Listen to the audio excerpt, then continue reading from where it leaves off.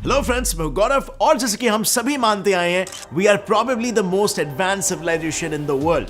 आज तक जितने भी एक्सोप्लैनेट्स की हम छानबीन कर चुके हैं, we are probably also the only intelligent life form in this entire universe. पर व्हाट इफ जिन एडवांस सिविलाइजेशंस को हम फ्यूचर के लोग पकड़ के चल रहे हैं, कुछ वैसे ही लोग हमारे पास्ट में भी मौजूद थे?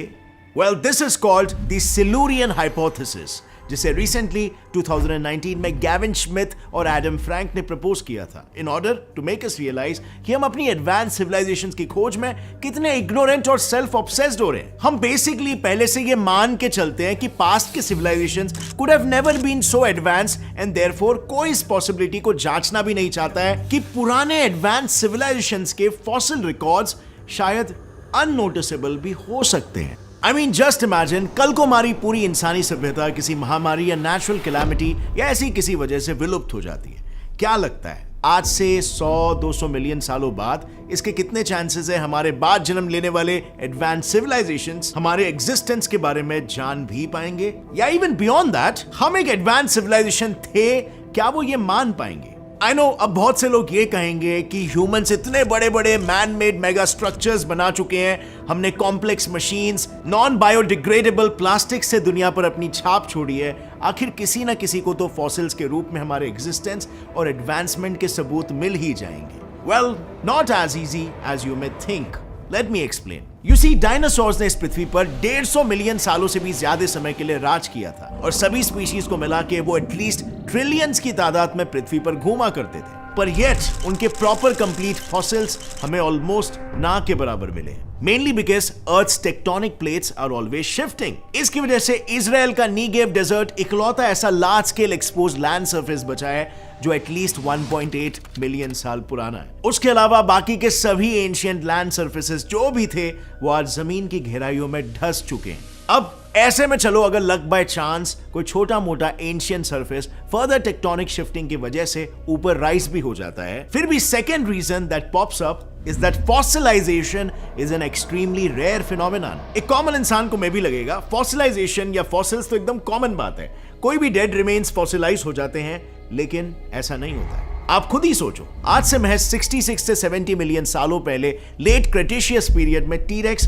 Used to be a dominant species. वो ऑलमोस्ट हर जगह पर फैले थे अक्रॉस द ग्लोब। उनकी तादाद करीबन 2.5 बिलियन के अराउंड थी और उन्होंने अपने एक्सटिंक्शन से पहले एटलीस्ट 1,27,000 जनरेशंस पूरे किए थे। कितने? 1,27,000। पर इतने सक्सेसफुली रूल करने के बाद और इतने थिक बोन्स और टीथ होने के बाद भी और इतने ज्यादा तादाद में होने के बावजूद भी, क्या आप गेस कर सकते हो आज तक हमें उनके कितने फॉसिल्स मिले हैं? Well, 32। I am not even kidding, यानी हर 80 मिलियन टीरेक्स में से एक टीरेक्स का फॉसिलाइजेशन हुआ।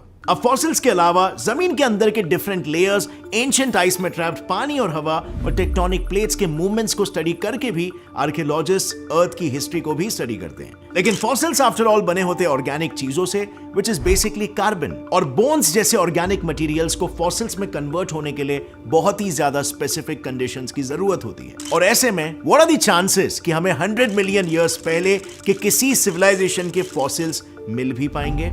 और इसी चीज को अगर हम एक दूसरे पर्सपेक्टिव से सोचें तो व्हाट आर द चांसेस कि आज से 100 मिलियन साल बाद फ्यूचर आर्कियोलॉजिस्ट को हमारे फॉसिल्स मिल पाएंगे? क्योंकि भले ही हमारी टोटल पॉपुलेशन तो जल्द ही 8 बिलियन टच करने वाली है, लेकिन हमने इस पृथ्वी के सिर्फ 14.6% लैंड को ही अब तक अपने इंफ्रास्ट्रक्चर या एग्रीकल्चरल प्रैक्टिसेस से मॉडिफाई किया है, which is just around 18.5 million square kilometre, just slightly bigger than Russia. और ऊपर से हमारे ऑर्गेनिक मटेरियल्स जैसे दांत और हड्डियां भी इतने थिक नहीं है कि 100-200 मिलियन सालों तक डिग्रेड होने से बच जाए। और रही बात इस पृथ्वी पर हमारे टाइम स्पैन की, तो हमें पृथ्वी पे आके सिर्फ 3 मिलियन साल ही हुए हैं। और टेक्नोलॉजिकल एडवांसमेंट और प्लास्टिक जिसकी हम बात कर रहे हैं, ये सबको आके तो और भी कम टाइम हुआ है, बस सिर्फ 300 साल, 3 सेंचुरीज। यानी to put all this into perspective, आज से 100 से 200 मिलियन सालों बाद पृथ्वी के सभी एडेड सॉइल लेयर्स के बीच हमारे एग्जिस्टेंस का direct evidence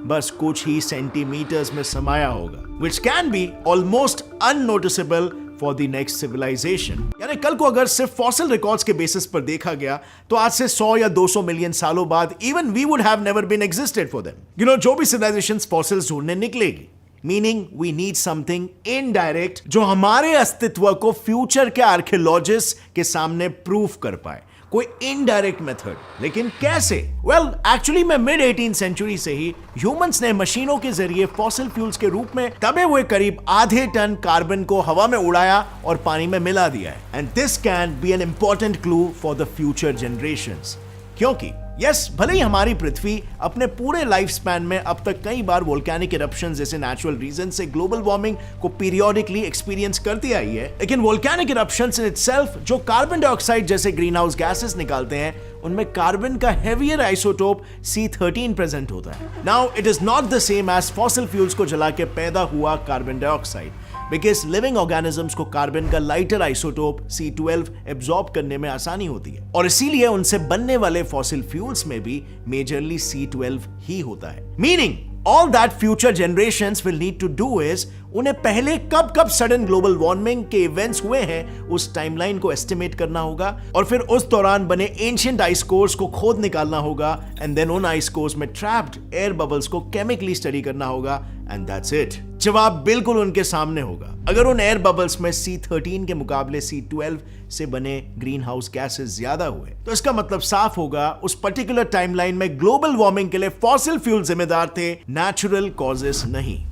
and now in case if you are wondering कि वो सब तो ठीक है, बट ग्लोबल वार्मिंग की टाइमलाइन का वो पता आखिर कैसे लगाएंगे? वेल, डोंट वरी, जिस तरीके से हमें मैन मेड ग्लोबल वार्मिंग का एस्टिमेट एंशिएंट हवाएं देती है, उसी तरह हमें उसकी टाइमलाइन का एस्टिमेट एंशिएंट पानी और उसमें तैरने वाले जीव देते हैं, most particularly oysters. Actually just like carbon isotopes, कई बार एंशिएंट हिस्ट्री स्टडी करने में ऑक्सीजन के दो स्टेबल आइसोटोप्स O16 और O18 भी बड़ा रोल प्ले करते हैं, और उनका रिकॉर्ड एंशिएंट ऑयस्टर्स के शेल पर स्ट्राइप्स या स्ट्राइएशंस के रूप में छपा होता है। During heavy rains, rivers soil erosion के चलते बहुत ज्यादा फ्रेश सॉइल सेडिमेंट्स और मिनरल्स ओशंस में डिपॉजिट करती है। नतीजा, ऑयस्टर्स के कैल्शियम कार्बोनेट से भरे शेल्स उन मिनरल्स को एब्जॉर्ब करके फास्टली ग्रो करने लगते हैं, जिससे दो सक्सेसिव ग्रोथ स्ट्राइप्स के बीच ज्यादा स्पेस आ जाती है। अब ऐसे में इसके साथ अगर इन शेल्स के कैल्शियम कार्बोनेट में O18 का कंसंट्रेशन ज्यादा मिला, तो इट मींस कि उस दौरान global warming and therefore extreme weather condition एक कॉमन बात थी,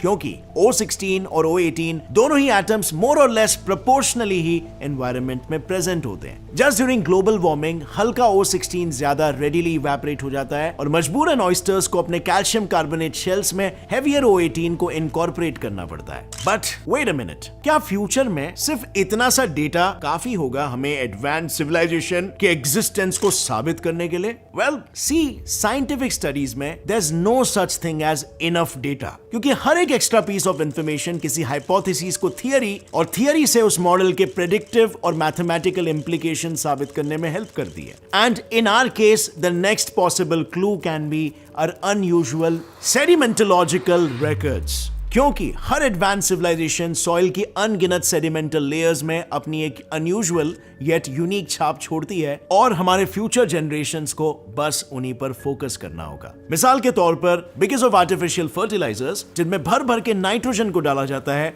रेनफॉल्स के वक्त ये एक्सेस नाइट्रोजन कोस्टल वाटर्स में डिसॉल्व होने लगते हैं, और वहां की माइक्रोबियल एक्टिविटी ड्रास्टिकली बढ़ जाती है। नतीजा, उन वाटर बॉडीज में बैक्टीरिया और फंगस इतने ज्यादा बढ़ जाते हैं कि उनमें मौजूद डिसॉल्व्ड ऑक्सीजन बाकी जीवों के लिए बचता ही नहीं है, और उतने एरियाज डेड जोन्स बनने लग जाते हैं। This condition is also called hypoxia, यानी लो ऑक्सीजन, या एनॉक्सिया, यानी no oxygen. Presently, Gulf of Mexico का coastal area is a perfect example of this phenomenon, जो majorly human activity की वजह से आज एक dead zone बन चुका है। अब ऐसे में, even though ये dead zone currently हमारे लिए useless है, लेकिन ये future में हमारी history को जिंदा कर सकता है, क्योंकि जीव, स्पेशली बरोइंग जीव, अपने गड्ढे खोदते वक्त सॉइल की लेयर्स को एक दूसरे में मिक्स अप कर देते हैं, और ऐसे में डेड जोन्स इस बायोटर्बेशन नाम के प्रोसेस को काफी एफिशिएंटली काबू में लाता है, keeping the evidences in the soil layers intact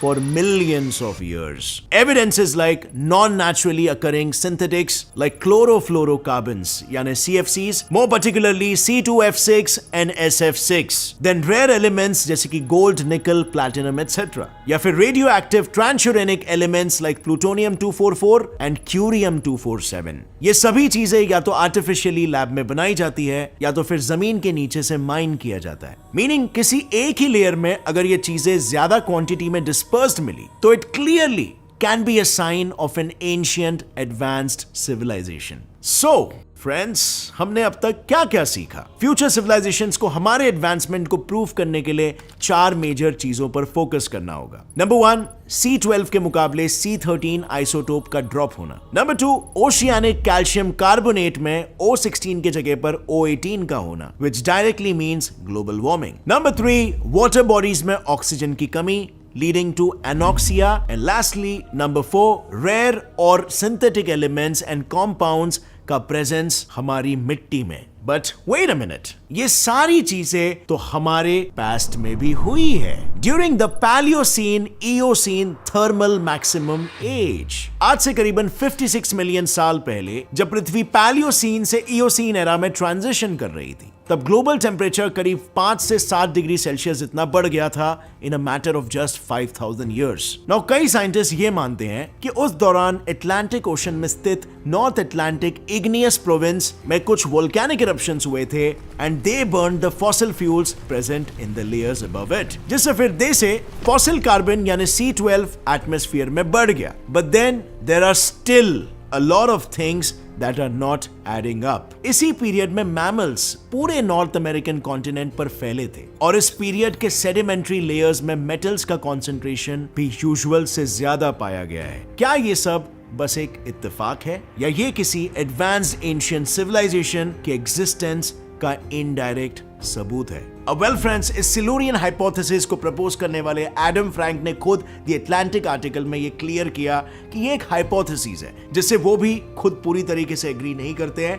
ये एक अच्छा इंटरेस्टिंग सोचने का तरीका है और इस पर भी जांच पड़ताल होनी चाहिए. वो बस इतना चाहते हैं कि सिर्फ ड्रेक इक्वेशन के बेसिस पर एक्सोप्लैनेट्स पर लाइफ प्रेडिक्ट करना can be entirely misleading. Instead हमें नए नए मेथड्स खोजना चाहिए just like what we saw today to predict advanced civilisations on these exoplanets. Because see, इस तरह की छानबीन में एक पैराडॉक्स ये भी होता है कि सस्टेनेबल सिविलाइजेशंस जो नेचर के साथ मिलजुल कर एडवांसमेंट करती है, सिर्फ वही ज्यादा समय तक जिंदा बचती है एंड हेंस उन्हीं के फॉसिल रिकॉर्ड्स सबसे आसानी से मिलते हैं. जो सिविलाइजेशन सबसे अनसस्टेनेबल तरीके से एडवांसमेंट करती है, creating a whole lot of pollution in the process, वो इवेंचुअली द ग्रेट फिल्टर का शिकार हो जाती है. विच सिंपली मीन्स ऐसी सिविलाइजेशन जो समय, वक्त और हालातों के साथ एक्लिमेटाइज नहीं कर पाती, वो बहुत ही जल्दी विलुप्त हो जाती है, leaving little to no clue of their existence behind.